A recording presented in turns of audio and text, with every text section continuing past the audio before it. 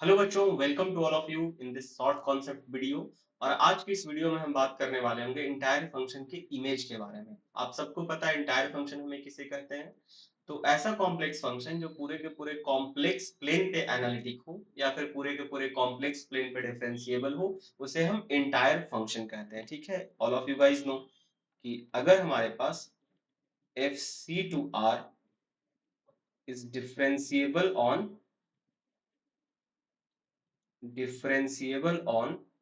Complex plane, ठीक है। On whole complex plane लिख देता हूँ, whole complex plane then called entire function. Okay, इसको हम लोग क्या कहते हैं? इंटायर फंक्शन कहते हैं।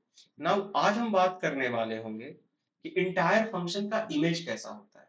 जैसे अगर इंटायर फंक्शन की अगर आप एग्जांपल्स की बात करो तो f z is equals to z, f z is equals to any polynomial, कोई भी पॉलिनोमियल अगर आप बात करते हो, कोई भी पॉलिनोमियल की आप बात कर लो, वो भी हमारा इंटायर फंक्शन है। या f z is equal to sine z, cos z, e to the power z, इस सब के सब हमारे पास क्या है? इंटायर फंक्शंस है। या f z is equal to constant function, जो कि एक पार्ट है पॉलिनोमियल फंक्शन का ही, वो भी हमारा क्या है?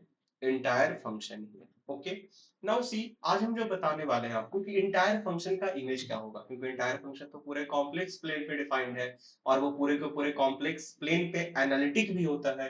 तो हम बताएंगे आपको कि इंटायर फंक्शन का रेंज क्या हो सकता है। तो ध्यान दो, इंटायर फंक्शन अभी हमने जो बातें किया, एग्जांपल दिया, उससे आपको समझ में आया होगा कि इंटायर फंक्शन दो टाइप का हुआ। एक तो कांस्टेंट इंटायर फंक्शन, ठीक है, कांस्टेंट फंक्शन हुआ, और दूसरा नॉन कांस्टेंट हुआ। ठीक है, अब कांस्टेंट फंक्शन है जैसे f z is equal to one, example के तौर पे हम ले लेते हैं f z is equal to one. तो जो इसका रेंज होगा, रेंज ऑफ एफ होगा, ये क्या हुआ? ये तो वन ही रह गया ना, यानी इसमें तो रेंज हमारा क्या रहेगा? सिंगलटन सेट रहेगा। रेंज हमेशा क्या रहेगा? सिंगलटन सेट रहेगा भाई। ओके, नाउ जब नॉन कांस्टेंट इंटायर फंक्शन होता है, यहाँ पे कैच है, यहाँ पे जो रेंज ऑफ एफ होगा, range of non constant entire function, non constant entire function is complex plane, is complex plane, और complex plane except with one point, except with one point.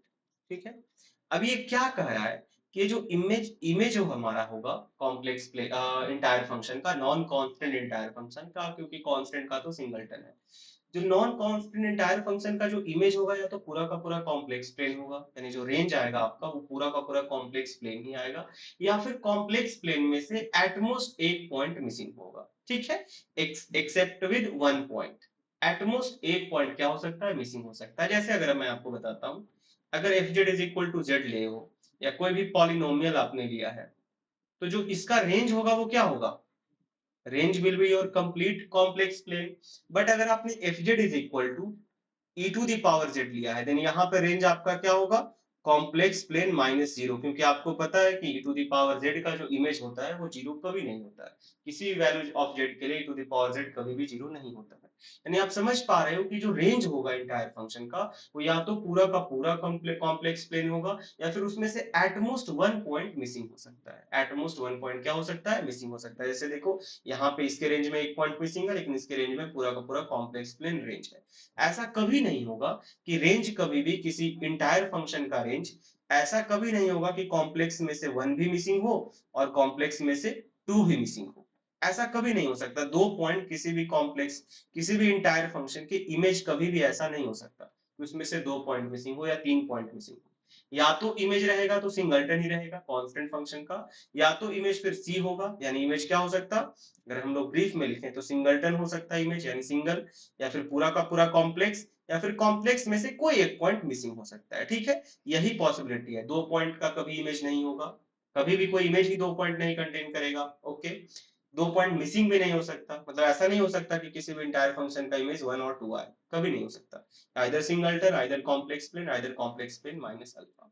Now इसी concept के ऊपर CSIR जुलाई में अभी एक question पूछा गया था। ये जुलाई का पेपर का क्वेश्चन है। वो क्या कह रहा है, suppose F is an entire function and mod of F z is greater than 2024, यानी मॉड ऑफ एफ जेड जो है, यानी इमेज ऑफ एफ जो है वो कहाँ लाई कर रहा है, ग्रेटर देन 2024 है। एफ जेड जो है वो mod of F z is greater than 2024 for all Z belongs to complex, यानी जो कॉम्प्लेक्स का जो इमेज है वो कहाँ लाई कर रहा है बच्चे, इधर लाई कर रहा है। ठीक है, तो आपसे पूछा जा रहा है f z is equal to, अब ऐसा कब हो सकता है, इसी से हमें पता चल जाएगा चीजें। ऐसा कब हो सकता है कि किसी इंटायर फंक्शन का इमेज हमेशा 2024 से बाहर लाई करे, क्योंकि जब नॉन कांस्टेंट फंक्शन होता तो उसका इमेज पूरा का पूरा कॉम्प्लेक्स प्लेन रहता। अगर नॉन कांस्टेंट होता तो उसका इमेज पूरा का पूरा कॉम्प्लेक्स प्लेन रहता ना, बट यहाँ पे तो 2024 के अंदर वाला मटेरियल गायब है, अंदर तो है ही नहीं कोई एलिमेंट 124 के। इसका मतलब कभी भी नॉन कांस्टेंट नहीं है, क्योंकि नॉन कांस्टेंट रहता तो वो पूरा का पूरा कॉम्प्लेक्स इमेज होता। यहाँ पे 2024 रेडियस के बाहर है आपका पॉइंट इमेज, यानी नॉन कांस्टेंट तो नहीं है, यानी फंक्शन हमारा क्या है, कांस्टेंट है। फंक्शन कांस्टेंट है।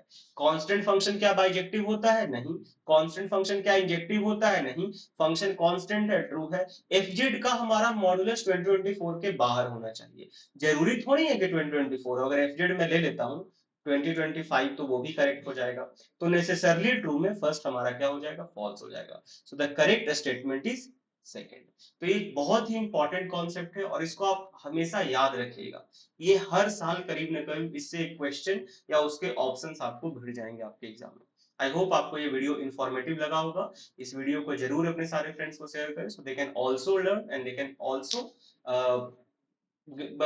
Also make good impact in his exam. Okay, so मिलते हैं नेक्स्ट वीडियो में। Thank you, bye bye.